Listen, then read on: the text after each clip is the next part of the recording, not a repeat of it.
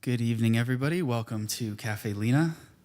Thank you for being here tonight. Thank you for joining us for this live stream. Wherever you're watching from and whatever platform you're watching on, we're happy to have you here with us.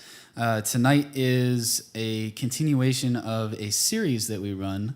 This is Storytelling Night. It is the fourth Tuesday of every month, and typically we run it in an open mic fashion where anybody in the community can come and sign up for a 10-minute slot, no notes allowed, and tell some stories. And then there's a featured storyteller who tells a few stories for about half an hour.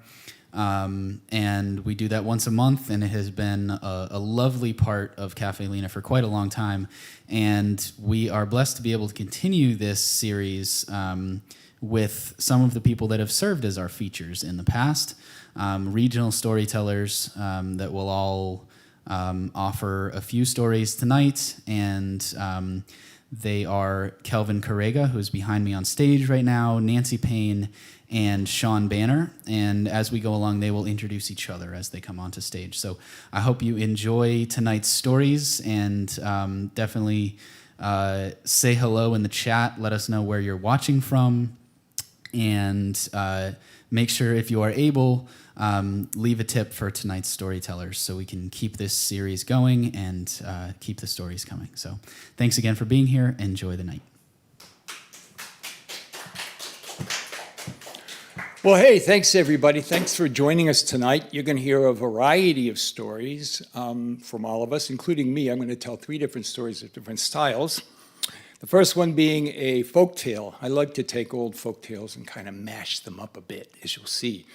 This one is from Macedonia, and it's called The Purse of Lost Coins. And it goes like this. Long ago in Macedonia, there lived a poor chicken farmer named Androtimos and his wife Petka. This meant that they had eggs for breakfast, lunch, and dinner, with an occasional chicken when one of the hens got too old to lay. Of course, the chickens all knew this, so they lay as furiously as they could for as long as they could, which meant that Androtimos and Petka led a frugal but omelet-filled life. Then one day, disaster occurred. A fox got into the hen house and killed all the chickens. It was a disaster. So Androtimos went out and dug a few coins that he managed to save over the years and went down into the marketplace to buy some more chickens. But when he got there, the first thing he saw was a butcher selling these great big slabs of beef. Oh, beef. He hadn't had beef like forever. So without thinking, he laid his coins down and he purchased this great big slab of beef. The butcher said, Androtimos, he said, I've got a recipe for that beef that will make your Petka forget all about her chickens. And he wrote the recipe down and gave it to Androtimos. And so Androtimos headed home, trying to think about how he would explain his purchase decision to Petka. Made perfect sense to him, but he wasn't sure that she would agree with his logic.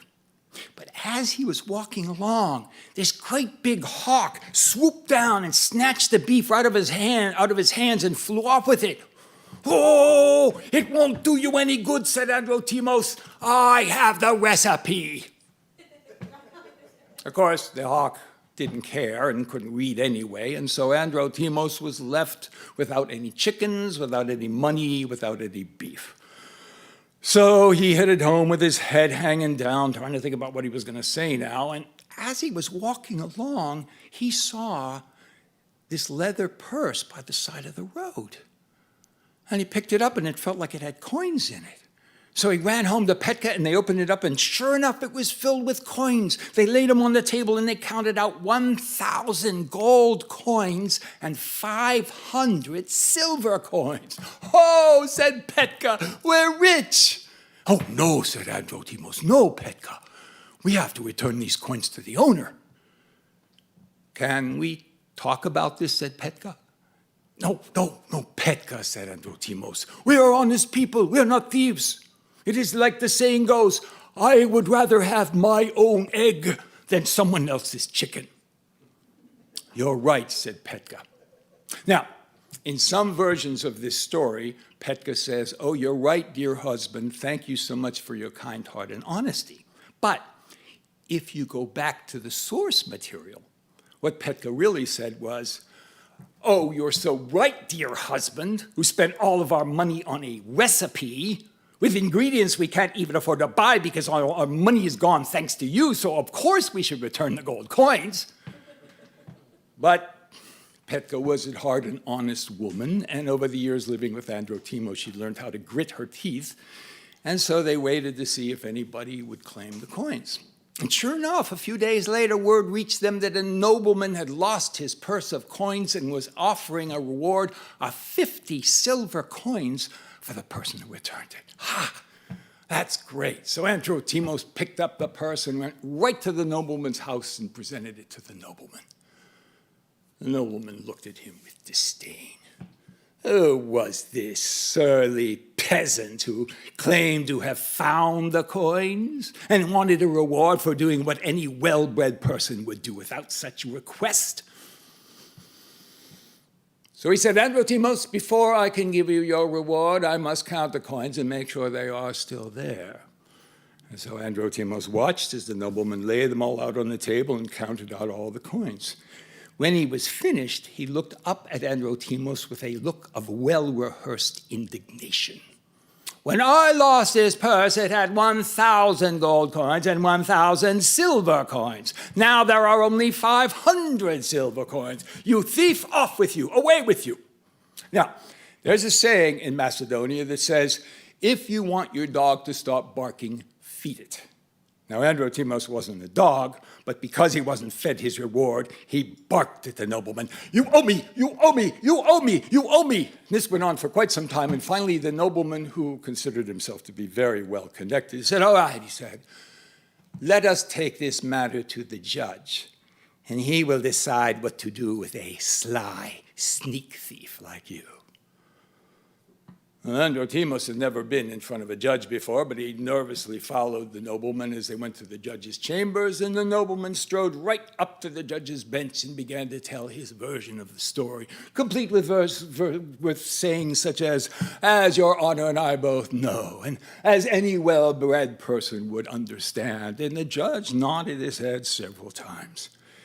And then the judge glared at Androtimos and demanded he tell his version of the story. And Androtimos told exactly what happened. And when he was finished, he said, "Judge, I am an honest man. I would rather have my own egg than someone else's chicken." The judge looked at him for a few minutes, and then he turned to the nobleman and he said, "Before I can decide this case, I will need 500 silver coins from you." A bribe. Oh, the nobleman knew the way of the world. That's the way it was. They say in Macedonia, if you want your work to go easy, then help your neighbor. So he turned to his servant, who happened to come into the story just in time to do his bidding, and the servant went to his house and came back, and they laid 500 more silver coins on the table. The judge picked them up and looked at the shiny coins and ran them through his fingers. And then he put some in the pouch. And then he put some more in the pouch. And then he turned to the nobleman and he said, "Sir, thank you for your good breeding and your honesty. You have helped me to resolve this matter. I appreciate it so much." "Why, thank you," said the nobleman. "Thank you. Now can I have my purse back?" "Your purse? Oh, no," said the judge. "This is not your purse. Why, you said your purse had 1,000 gold coins and 1,000 silver coins. But when I tried to fit the extra coins in, they wouldn't fit. So this purse is too small to be your purse." "But your honor," said the nobleman, it is surely my purse. I recognize it." "Well, it is unfortunate that the purses in these folk tales all look alike," said the judge. "But thank you for your honesty. Why, if you had lied to me, why, I would have to sentence you to another folktale where they would drop you into the deepest ocean or cut off your head or feed you to an army of hungry rodents. Now be gone." Then he turned to Androtimos and he said, "Androtimos, since no one else has claimed the purse and since the story is nearly over, the money is yours." So Androtimos and Petka came across a small fortune. They invested heavily in their egg business, and over time they became an international cooperative conglomerate. And that is why, if you travel through upstate New York, you'll find many little farmers' roadside stands where the farmers sell their own eggs, but never someone else's chicken. Thank you.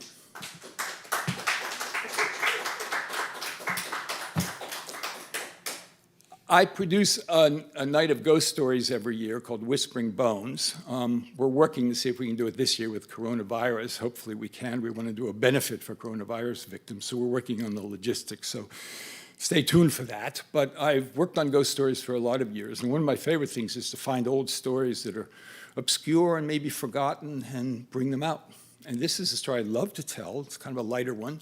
It's by an author named Joseph Payne Brennan, and it's called Levitation. And it goes like this.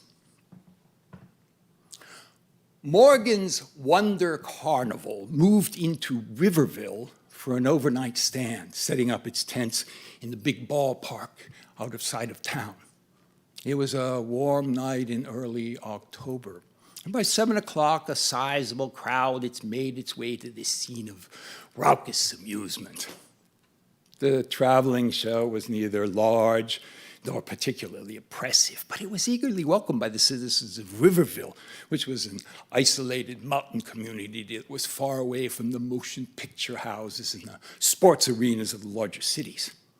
People of Riverville did not demand sophisticated entertainment, and so consequently the inevitable fat lady, the monkey boy, the tattooed man all kept them chattering animatedly for long minutes at a time. They drank glass after glass of lemonade, crammed peanuts and buttered popcorn into their mouths, almost got their fingers all stuck together peeling the wrappers off of colored taffy candies. So everyone was in a relaxed and tolerant mood when the barker for the hypnotist began his spiel. Now, the barker was a short, stocky man in a checkered suit who bellowed through an improvised microphone.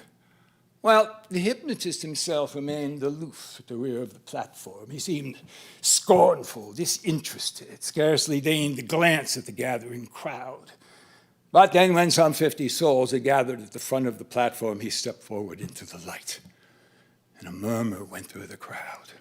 Under the harsh electric glare, the hypnotist commanded a striking appearance. His pale, his tall figure, thin to the point of emaciation, his somewhat sickly complexion, but most of all, his deep, dark-set eyes, enormous and brilliant, commanded the attention of the crowd.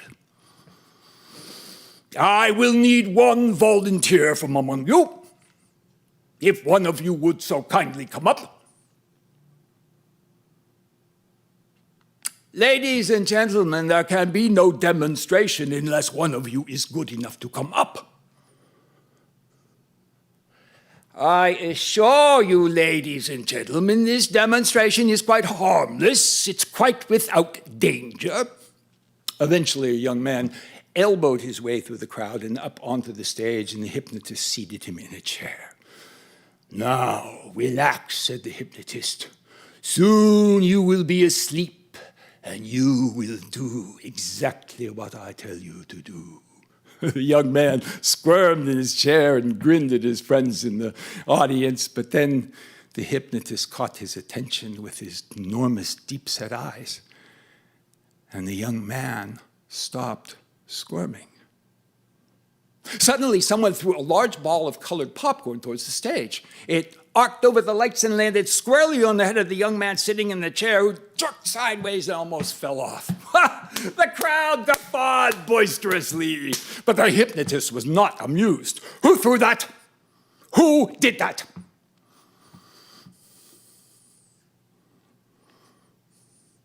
Young man, you may step down. You are no longer needed. Thank you for volunteering. Due to the unfortunate interruption, we will need to recommence this demonstration with a new subject. Perhaps the one who threw the popcorn would care to come up? Perhaps the one who threw the popcorn is afraid to come up. Perhaps the one who threw the popcorn is content to just hide in the shadows and throw popcorn. The culprit uttered a sudden exclamation and pushed his way belligerently through the crowd. He was a young farmhand, and he sat down in a chair with a visible air of defiance. For some time, he resisted the hypnotist's suggestion to relax.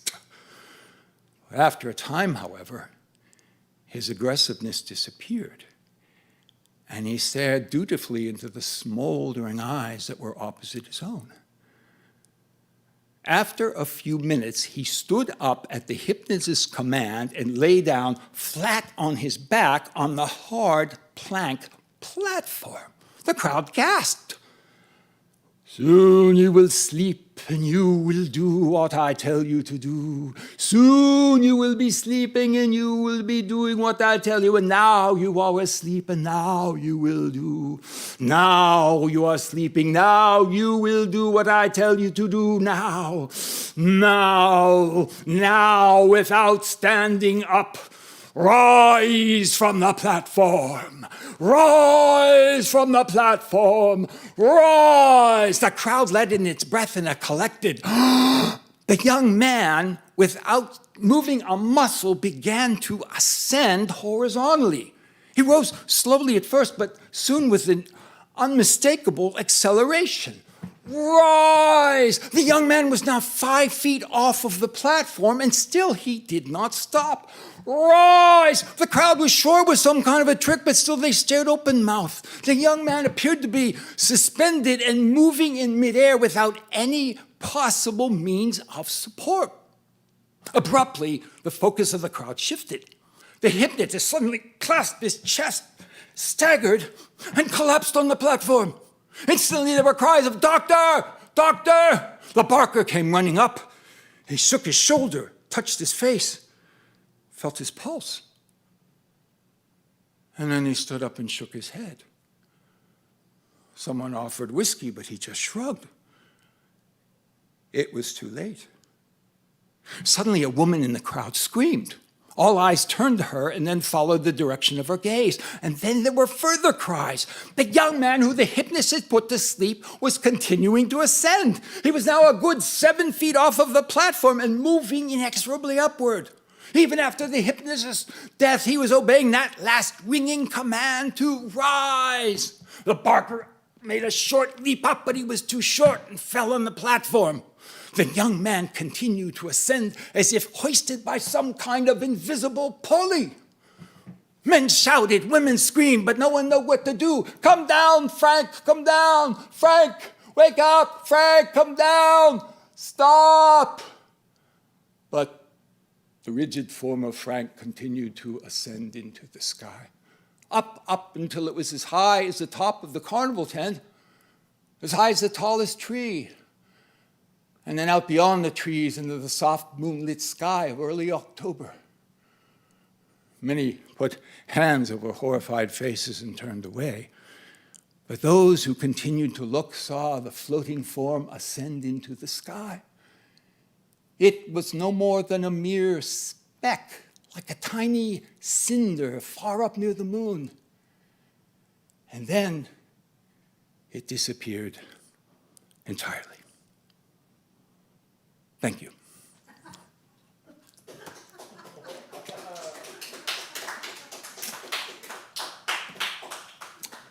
I write ghost stories too, and they're very different than this, as you'll see. What interests me about ghost stories is not so much the ghosts, but how they reflect on human nature of the people who encounter situations. So this is a story I wrote that I call The Overlook. And it's not a true story in one sense, but hopefully it's true to how people act.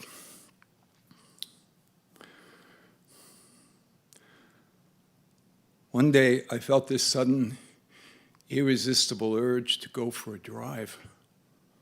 I mean, I never do that. I never do that unless I have a destination, but I just wanted to get in the car and go. I mean, there was no reason for it, just this impulse.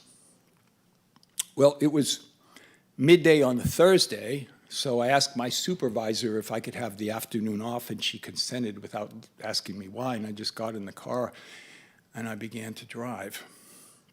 I took this secondary highway that led up and out of the city where I lived and worked, up into this hilly region that I really hadn't explored before.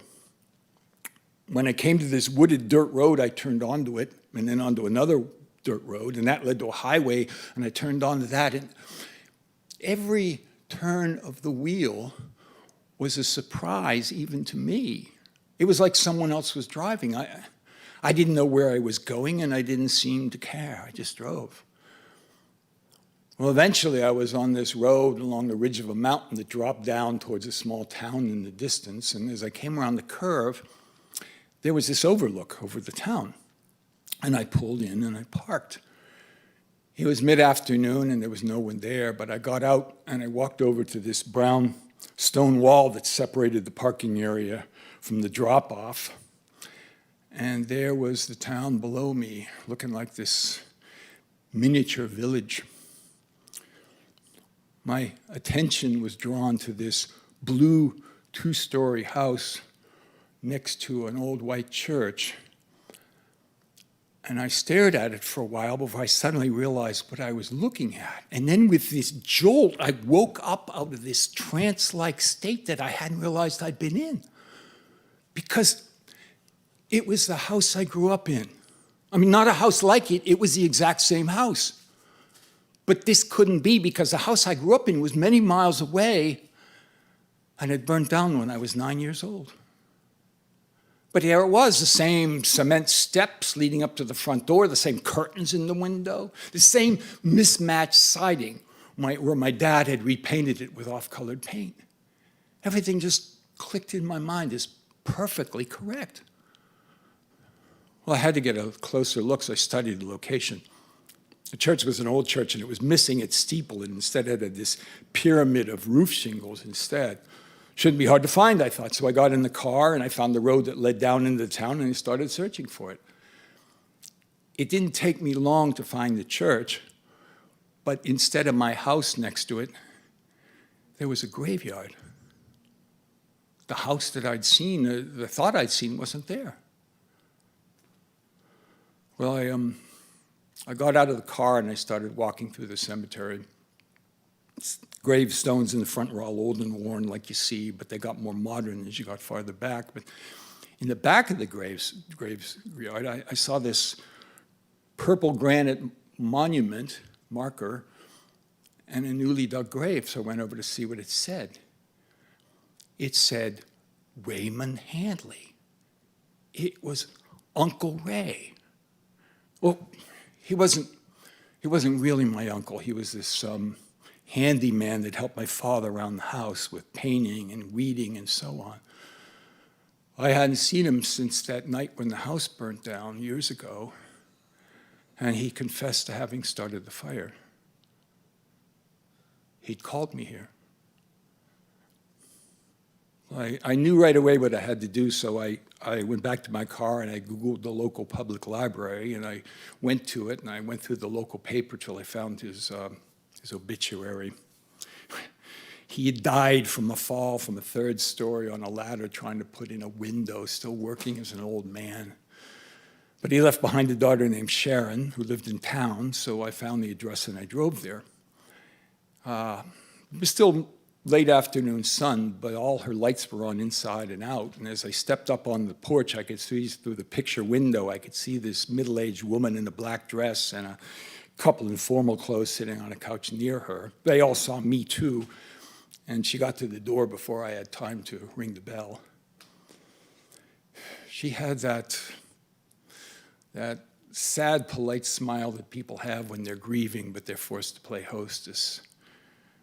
But when I told her my name, she flinched. She knew. I told her that her father had been a friend to me as a boy, and he helped my father around our house. Yes, I know, she said with a smile. She said, the one he burnt to the ground. No, I said, the one I burnt to the ground. And then I told her the story. I was I was a young boy experimenting with the mysteries of cigarettes, and we had a shed room on the back of the house where we did laundry, and I was leaning out this window over the dryer trying to get all the smoke to stay out of the house, and somehow this gust of wind blew some of the ashes in, and they landed on some gauze curtains next to the machines there, and they burst into flames. And I went over to the sink where we had a measuring cup for detergent, and I filled it with water, and I turned around, and the flames were all going up the side of the wall, and the cup was too small, and I was too small, and I just ran screaming through the house, and my mother caught me and saw the flames and took me out front. And then we were standing next to the fire chief as the firemen were hosing down the houses on both sides. Our house was a total loss. My mother didn't ask me what happened right away. She was waiting for my father to come home from work. He was a couple hours away. But I didn't want to be near her, so I kind of slipped away and went down a few yards and kind of hid behind this old Mercury that was parked in the driveway. I remember I could see the flames flickering in the pitted chrome bumper. And then Uncle Ray was standing next to me. And he stooped down next to me and he asked me what happened, and I just started crying, and I just blurted it all out to him, and I told him the whole story. Well, he looked at me for a minute, and then he put his arm on me, and he said, "Listen, I'll take care of this. Just promise me you won't say anything to anyone." And I did. And he walked over to the policeman who had come, and he told the story, except when he told the story, he was the one smoking. He just took it all on himself, everything, the anger, the vilification, the vicious comments. He couldn't work anymore. Nobody would hire him. He had to leave town. I never saw him again. But he saved me from so much. He saved me from the anger of my parents, the teasing of my schoolmates, the reputation of the boy who burnt down his own house. He saved me from all of that. I told all that to Sharon. I didn't tell her that he didn't save me from the guilt, the long nights as an adolescent, thinking about what happened. But then, when I was in my 20s, I had this thing happen that, like you hear of sometimes. I was walking past this playground, and there was this little boy, and he was sitting on a swing, and he wasn't even swinging. He was just kind of rocking, looking down at his feet. And he looked so forlorn and sad, and I thought, what would I say to this boy if he'd burnt down his house? I'd say, "Kid, you didn't mean for it to happen. It was a fluke. It was a gust of wind. Let it go. Let it go." That helped me a lot. It didn't completely cure me. I always felt like there was this lump under my skin that I could feel, but nobody could see. But maybe it made me more compassionate. I don't know. Well, Sharon was looking at me with this mixture of anger and relief. She said, "I wish you'd come a lot sooner." I said, "So do I." But he told me not to say anything to anybody. I did go looking for him when I got old enough, but I didn't look very hard. She asked me if I told anyone else, and I said, "No, I didn't. You're the first, but you won't be the last, I promise." And I didn't want to stick around because I didn't want her to think that I was waiting for her forgiveness, because I didn't think I deserved it. So I just expressed my condolences again and turned to leave. But before I left, I turned to her and I said, "Your father gave me my childhood." When I got to the car, I pulled out my cell phone. My mother was still alive at the time, and I called her. She answered on the first ring, and the words came out in just an easy flow. Thank you all.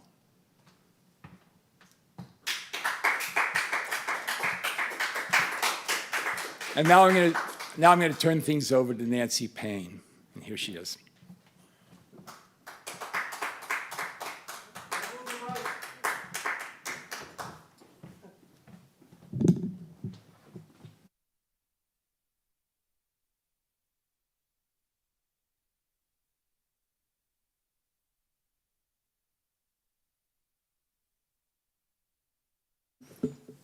Thank you, Kelvin.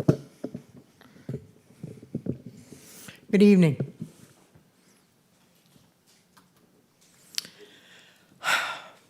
This story is my version of an old Russian folk tale, and I call it The Minstrel. Once there was a king. Just for the sake of remembering his name, I call him Rex. Rex was a beloved king. He had an adoring wife whom he loved, and they ruled in a wonderful kingdom. Isn't that an odd way to start a folk tale? Isn't it the other way around? Well, it wasn't always that way. You see, poor Rex had a father who was a despot.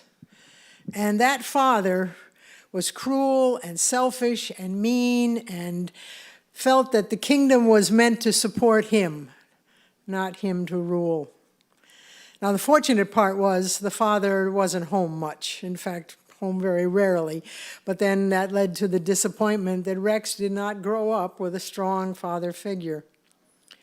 And there was so much fear in the castle of this king, even when he was away, that it wasn't a nice place to grow up. And so Rex grew up very selfish and very egotistical and very aloof from his subjects. Now, the last thing this father did was arrange a marriage for his son. And the marriage was to bring in more land and to bring in a good dowry. And so the first time Rex met his wife, Regina, was at the altar. And Rex figured it's just what it is. It's land and a dowry, and I'll have nothing to do with her. He didn't want to be married. He loved his bachelor life. And so she was going to live on the other side of the castle. She could have all the maids she wanted, and they'd meet at ceremonies or big dinners or whatever. But that's not what she had in mind. And she got it so that all of her things were moved into the same floor that Rex was on. Now, he's a little annoyed by this, but, just leave me alone, I'll leave you alone. But then he started to watch her, because there she was every day. She didn't impose herself on him. She didn't push herself. She made no demands of him. But he noticed that when she was on the floor, the servants had a cheery air about themselves. She greeted every single one of them by name. It wasn't long before she knew all their families by name. And they laughed together. And not only was she this way with the servants, but she knew the name of every knight in his castle, all their children. One day he heard her say, "I have in my pocket some herbs from the garden. Maybe this will help your wife's boils." What is this? And he was a little jealous.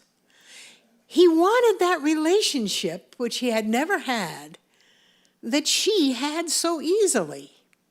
Began to take an interest in her, found he liked her, found he was happy when she was around, and one thing led to another when they finally were a couple, and she was teaching him how to be the man that was inside of him.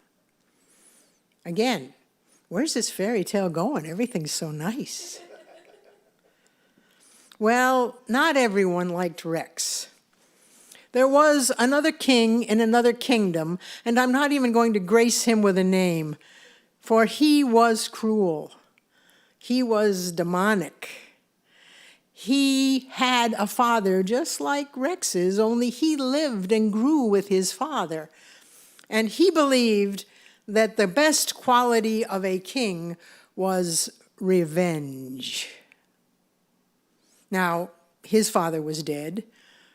Rex's father was dead. He never met Rex, but he was going to take out the grief that had been theirs because of Rex's father. If fate had been different, it would have been the other way around, and Rex would have been the bad guy. But that's not how it happened. Rex didn't even know this other king. And yet this other king was burdened with this great hatred. He had spies in Rex's kingdom. He knew everything Rex did and liked. And one of the things Rex liked was the hunt. Oh, he lived for he lived for his wife, but he also lived for the hunt. And so he would go off every couple of months with his retinue, and they would spend weeks in camp and hunting. And when this happened, Rex would often disappear. He would be chasing a stag, and he would be gone. Now, this made his guards very upset, but he didn't stop doing this. And well, it's just Rex. He'll be back for supper. But this night, Rex was not back for supper. He was not back when the sun set.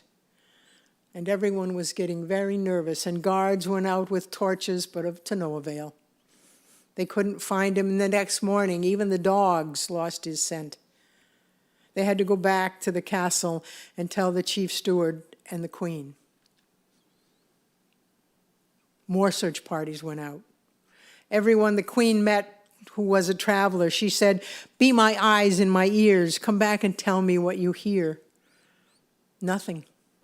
Weeks went on, and they didn't forget their king. They still loved him and they mourned him, but life went on, except for Regina. She was determined he was out there somewhere, and she was going to find him. So she started putting a plan in action. She started hoarding money, hoarding dried foods. She took one of her husband's old pieces of clothing and cut it down to fit herself. She took out of storage the lute that she had loved to play as a child. She was going to find him, and she was going to travel as a man. She was going to travel as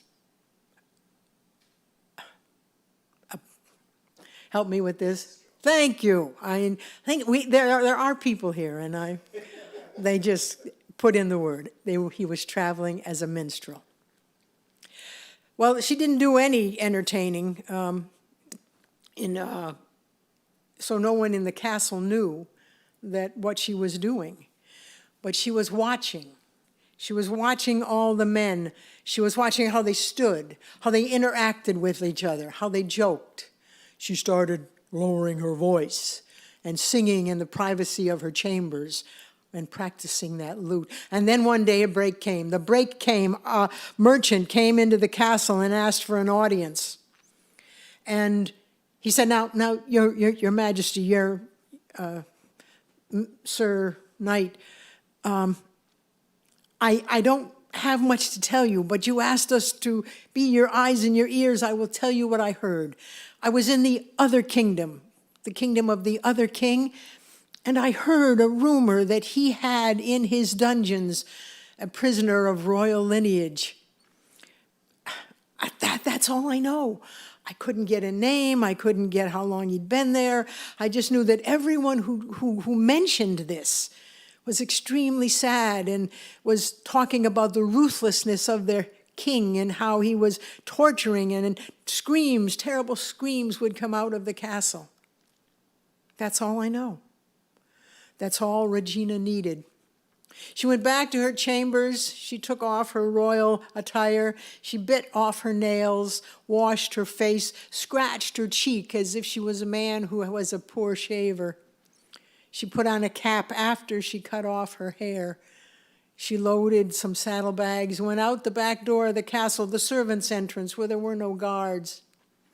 She went into the stable, again through a servants' entrance where there were no guards, got her horse, led him out into a pasture, no guards. There she mounted him after dismantling a fence and rode off.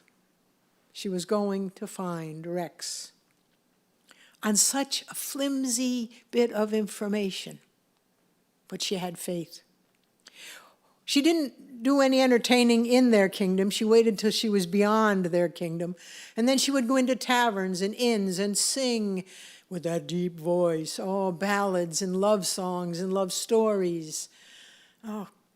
She got a reputation, and it preceded her. When she got to the other kingdom, the kingdom with the other king. She did a kind of a reconnaissance all around the castle. She stopped in a village here, a village there, listening, engaging people in conversation. She confirmed that there was indeed a poor royal captive in that dungeon, but that's all she found out.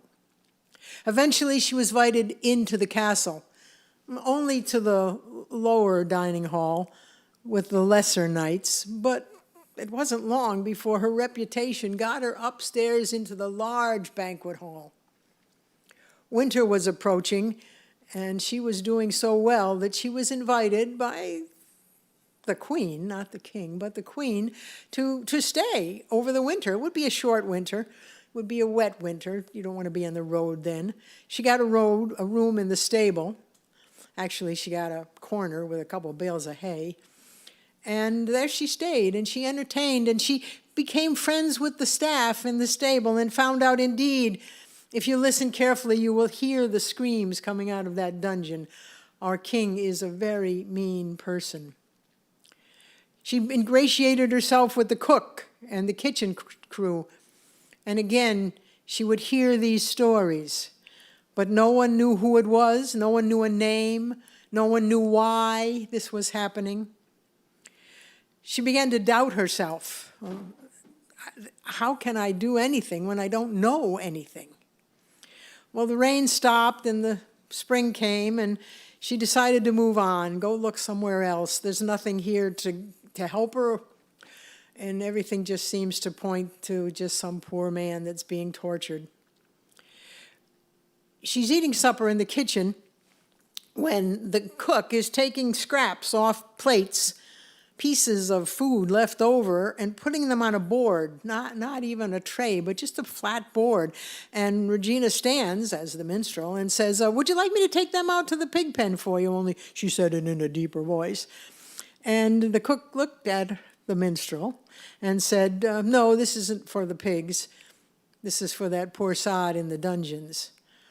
No word to anyone that I'm doing this. It's the least I can find. I hate to hear what goes on in there. She said, do you know who it is? No, they didn't know who it was. Well, how long has he been here? Well, finally she gets a straight answer. He's been here 6 months, and that's about the length of time that she's been on the road. And so it's possible it's Rex. She announces that she will be leaving and does her last performance. And the queen stands up and says, minstrel, my husband, looks down at the other king who goes, oh. My husband wants to give you a reward. I know we've paid you, but something to remember us by. Maybe you'll keep us in your circuit. What would you like? And the king just growls. She better not ask for a lot. And Regina, this is what she's waiting for. Your Majesties, it's lonely on the road. I would like a servant, or even a slave, to wash my clothes, to cook my meals, take care of my horse. Might there be someone in the castle you could spare? And the queen looks at her husband and says, now is the time to get rid of him. And the king says, I tire of his presence. Go ahead, give him away. And so the next morning when Regina goes out to mount her horse, there is a donkey there with a bag of bones on it. Is that a human being? She only sees him from the back. Oh, if it's not Rex, what do I do? I'll take him to a monastery. I'll take him to a monastery and pay them to take care of him. So she goes around and she has to bite the inside of her mouth not to scream, for it is Rex. And she had to be looking through her heart, not only her eyes, to recognize him. What's his name? Oh, he doesn't have a name. Call him anything you want. He's tied to that donkey. Is that necessary? And he was indeed tied with his arms around the donkey's neck. And the guard says, you can untie him. He's not going anywhere, but he'll fall off.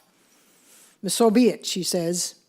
And she climbs on her horse and they walk away. They walk away from that other castle, from that other king, and inside her she's just dying. For the one behind her on the donkey makes no sound. She looks back at him and his eyes are empty.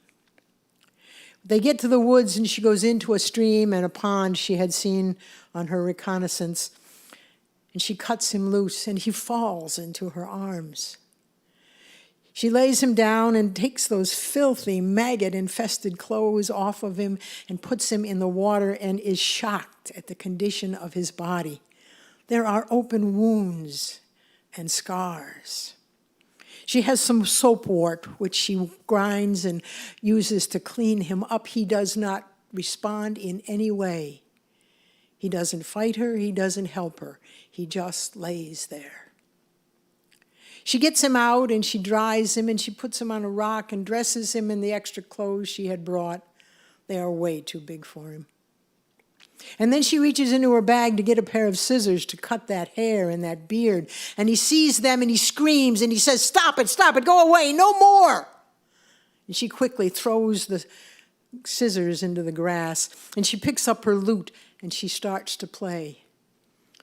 And he begins to breathe naturally and he calms down and he curls himself into a fetal position and he goes to sleep. For the rest of the journey, that lute is going to be her salvation, to keep on the journey. They stay there for a while. She tries to feed him some of the bread and the cheese that the cook put in her saddlebags. He couldn't chew. His lips would bleed. She got things and she boiled them and she ground them up and she had to feed him. He couldn't even lift his arms to help her.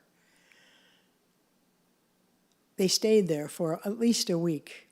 She walked him a little distance every day. And finally, when she thought he could ride, at least for a few hours, she picked him up, he was a feather, and put him on the horse. And she mounted the horse behind him and put her arms around him, and she held him as she had done every night when he slept. She pulled the donkey, tied it to the saddle, and off they went at a very slow clip. Never once did he say a word outside of his night screams. Never once did he look at her or thank her or ask a question. He just did and went where she pointed him. It took a long time to get back to their own kingdom. When they crossed the land, they'd been on the road at least 2 weeks. And for the first time, he sat up and started to look around. She said, "What do you see, Rex?" And he couldn't talk. He was, and he pointed. She said, "What's there?" And he said, "Farm. Farm. Do you want to go to that farm?" And just the faintest smile came over his lips, and he said, "Cheese. Good cheese." So she took him to that farm, and they met the farmer and his wife, and they had recognized the king. They did not recognize the queen because they weren't expecting this minstrel to be the queen. Rex would not go into the house, so they put some bales of hay on the porch. They gave him cheese and milk and fed him, and they sent one of their boys on Regina's horse to go to the castle and ask for a carriage. When the carriage did come, it was the first steward. And he came out and he ran to the porch and he bowed before the king and he said, "Your Highness." And Rex just looked at him and he said, why do you call me that? And the chief steward looked at the farmers, they didn't know, and he looked at the minstrel for the first time to see what's going on here. And then his jaw dropped, for he recognized her. And he said, and she went, "No." She said, "Minister, let's walk out into the field, you and I." He tried to bow, he tried to kneel. She said, "Stop it. No one is to know who I am. You see how he is. We cannot tell him. He doesn't even know who he is. We can't tell him I'm his wife. Let's just go back to the castle. You arrange it so that the minstrel stays with him, because this music is all that soothes him. And so that's what they did.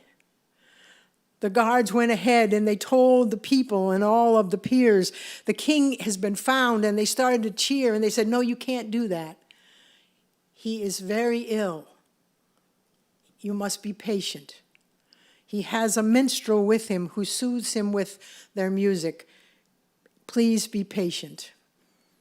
When they got to the castle, it took them a couple hours to get Rex to go in, but they found him a room with windows on two sides, and it overlooked the garden, and the minstrel was playing, and he finally consented to stay. The doctors were brought in. He was given potions, and he was given time, and he was given good food, and he just got a little bit filled out, but the mind was still not there. One day, Regina's looking out the window, and she sees in the garden two hounds and the page boy that took care of them. She said to the steward, let's take him to the garden today. He consented to go. They went down to the garden, and they walked in the garden, and he looked at the dogs, and he called them by name. Reggie, Peter, come. And those dogs bounded toward him, and he put up his hand, and like good, well-trained dogs, they sat, and they shook in anticipation, because this was their master. And he knelt down, and he petted them, and they licked his face, and he actually laughed. And the page boy caught up, and Rex said, don't tell me, you're Stephen. You've been taking care of these hounds since, and yes, Your Majesty, that's me. And the steward looked at Regina, and they were so pleased. And the boy left with the dogs, and the king sat down, and he scratched his head, and he said, Steward, didn't I have a wife? Yes, Your Majesty. Where is she? We don't know, Your Majesty. And he gave a furtive look to Regina, who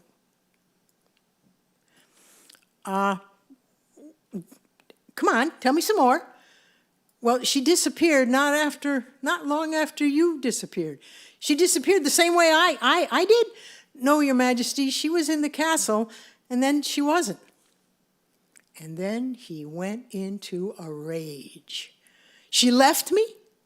She abandoned me? I'm in my hour of need, and she walks out on me? I thought she loved me. And he screamed, and he yelled, and he cursed. And the doctors had to come. Regina was playing, but even the music wasn't enough. He was raging. He was almost hitting people. And finally, the doctors subdued him and gave him something to drink, and they carried him back to the room. And the steward said, Your Majesty, isn't it time you told him? And she said, no. The doctors told me that if he was to get better, he had to go through anger. If I am the focus of that anger, so be it. It's got to come out, or he will never recover. Well, this anger went on for days. He'd be fine, and then he'd start saying, I loved her. Where? Why? Doesn't she love me? A few more days, and they're in the garden again. And Regina looks over at him, and he's just silently weeping. The tears are coming down his face. The anger has spent. And Regina says, what's the matter, Your Highness? And he looked at the minstrel and he said, I loved her. I loved her. I thought she loved me. Silence. Do you still love her, Your Majesty? Long pause. Yes. What would you do if she was here right now, Your Majesty? He closed his eyes, a longer pause. I would have to banish her. Whoa. He sat there, continued to sit there staring at the garden wall, and Regina went up and went over to the fountain. She took off her hat and she ran water through her hair. It was now down to her ears. She washed her face. She got the nails. She took off the heavy outer coat and laid it on the ground. She took off her top blouse and laid that on the ground, and her femininity showed through the shift. She walked back to him, his back was to her, and in her own voice, she said, "Rex?" She saw him stiffen and stand, and when he turned and faced her, there was the anger back. But then he just looked at her. And he looked around like he was looking for the minstrel, not recognizing what is standing right before him, dressed half man, obviously half woman. She knelt down in front of him and said, "Your Majesty, if you want me to go, I will." He shook his head. He rubbed his temples. He looked at her again. You could see he was remembering. He knelt down in front of her, and in hope she held out her hands, and he took them. And then he embraced her, and the two of them cried, and they hugged, and they kissed, and he stood up with her in his arms, and she said, "So this means I can stay?" But he shook his head, and the bottom dropped from her world. "No, wait," he said. "No, wait. No, I don't mean no. I'm looking for the right words. You are my queen. You are my wife. I love you. But," she said, "but forever and anon, you will be my minstrel." Thank you.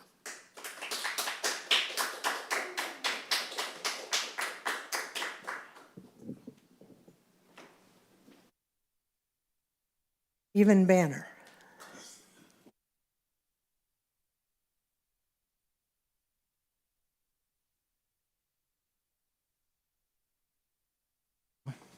Shawn Banner, actually. But that is actually okay because when I was like 9 and 10 and 11, I used to go visit relatives in Flint, Michigan. For some reason, they always called me Stephen. So there you go. It actually works out. So I have 2 stories for you tonight.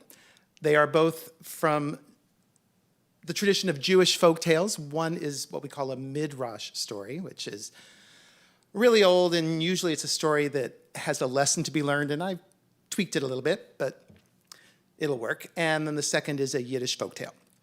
So the first one is about King David, before he was king.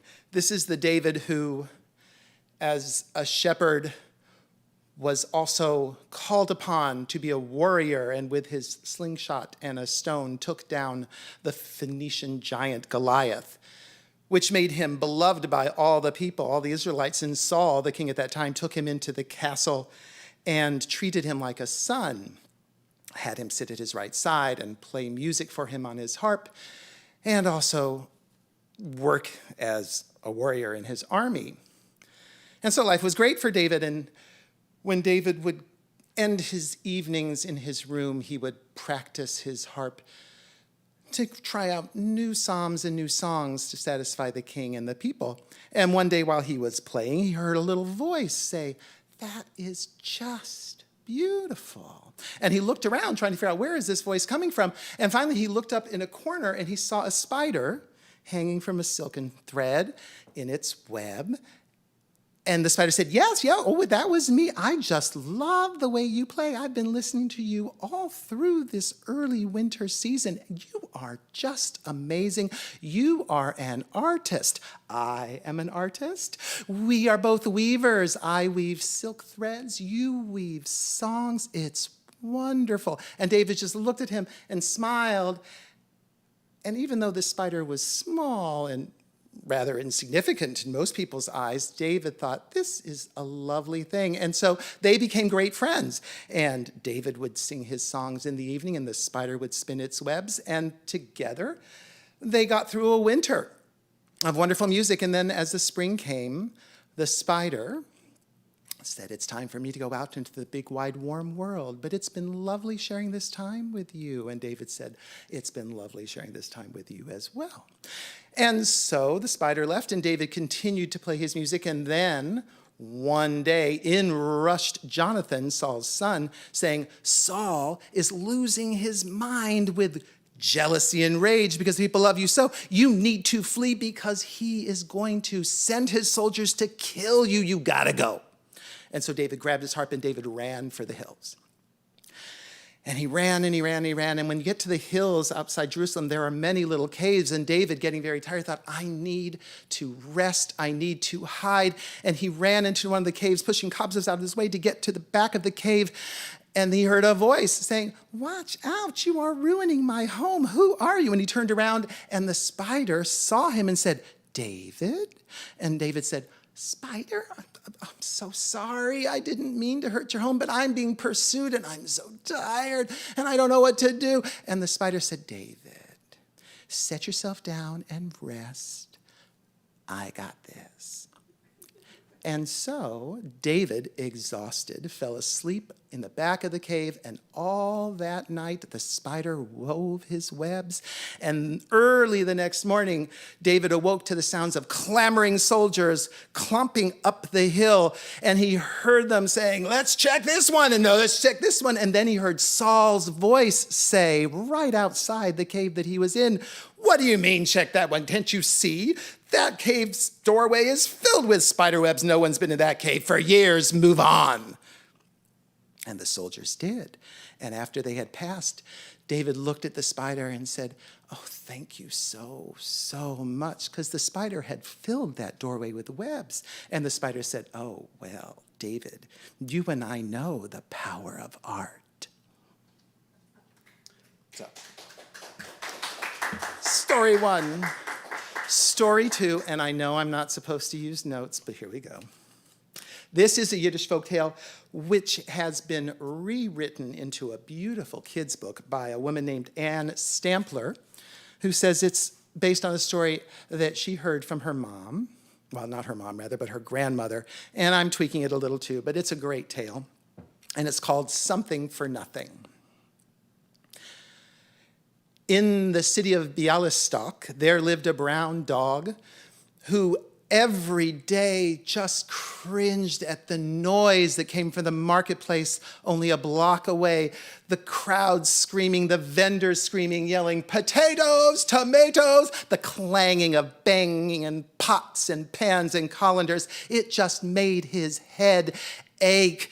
And it wasn't until twilight when it finally quieted down and he would breathe a sigh of relief. But then, once night set in and the moon started to rise, it was wagons and horses dragging and clamoring to bring in wares for the next day's market. And all night long, all he could hear was the workmen yelling and the banging and the bashing. And finally, he thought, I cannot spend one more day with all this clip-clop, bang-clang, rash noise. I need to leave this city.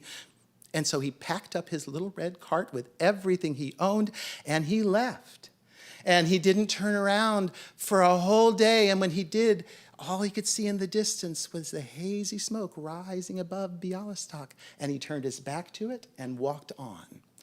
For 3 more days, he walked into the countryside until finally he saw a river with a ramshackle house standing next to it, practically falling to the ground, and gardens and fields that were clearly uncared for, and a little apple orchard that was totally untended. And he thought, this is the place for me.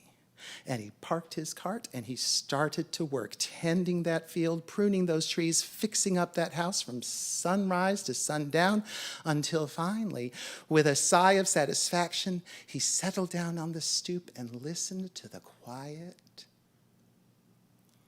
and went inside and went to bed.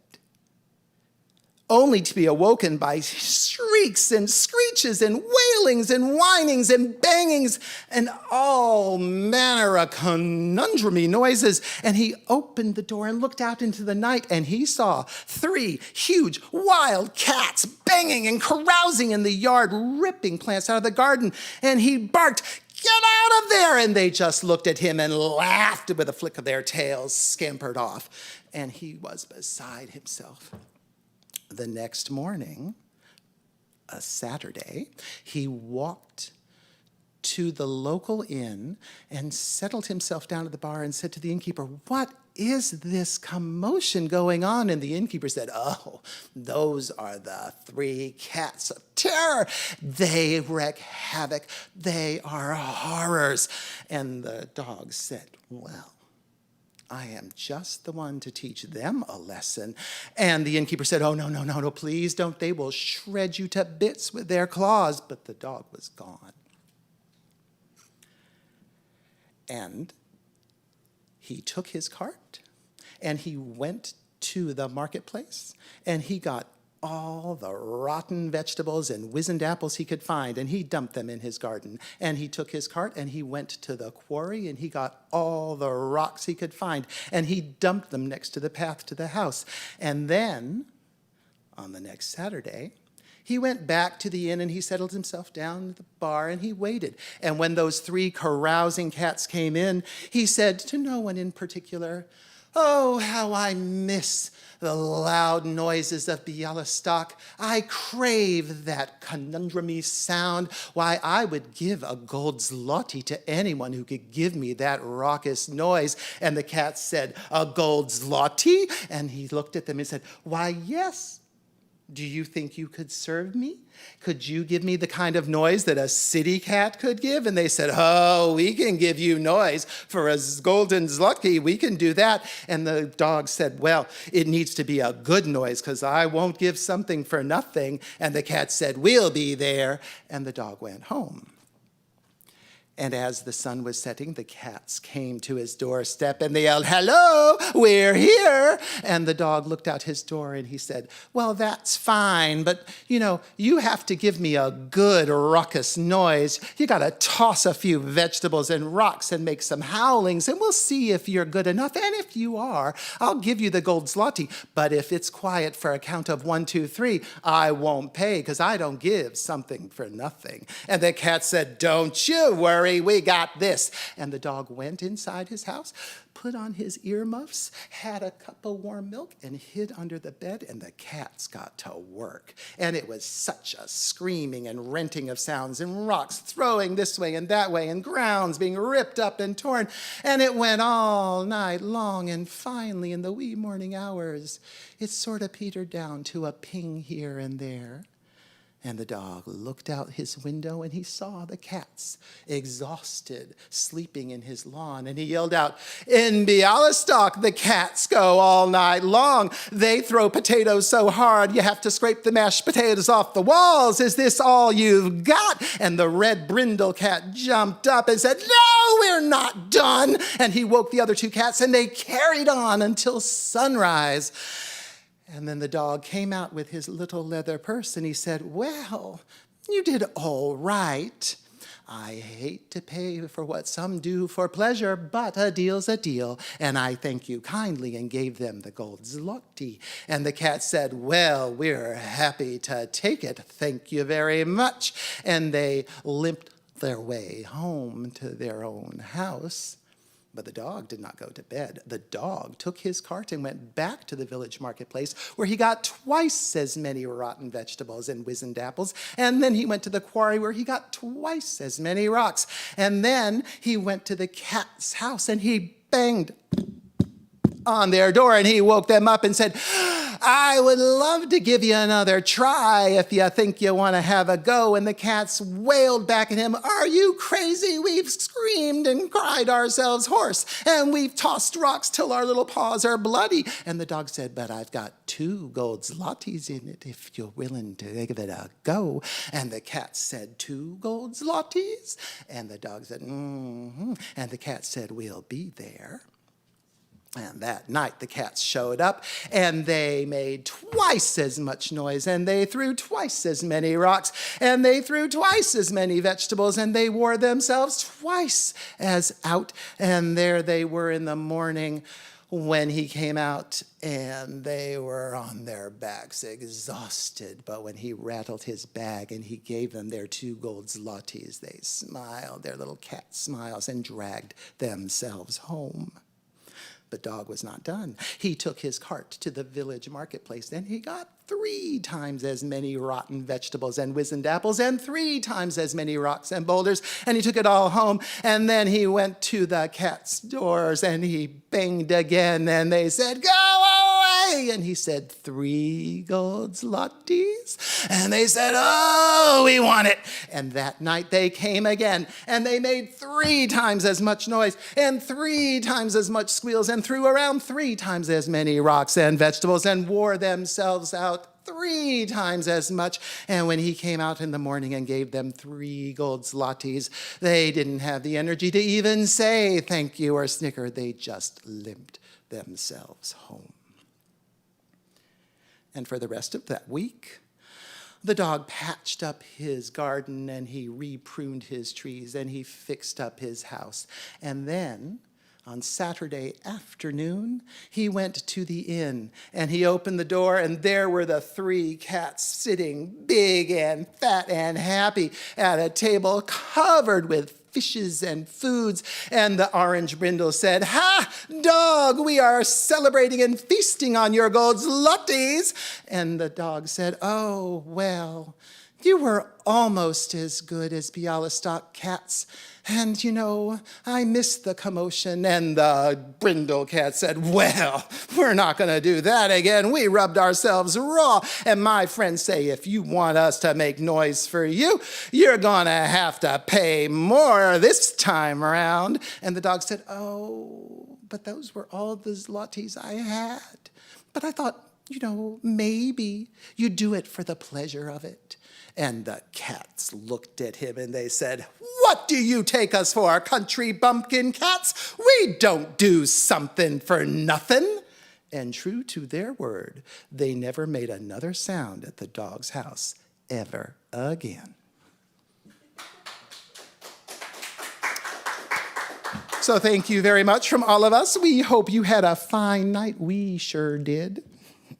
Don't forget to send chats and comments, and know that we love you all, and stay healthy.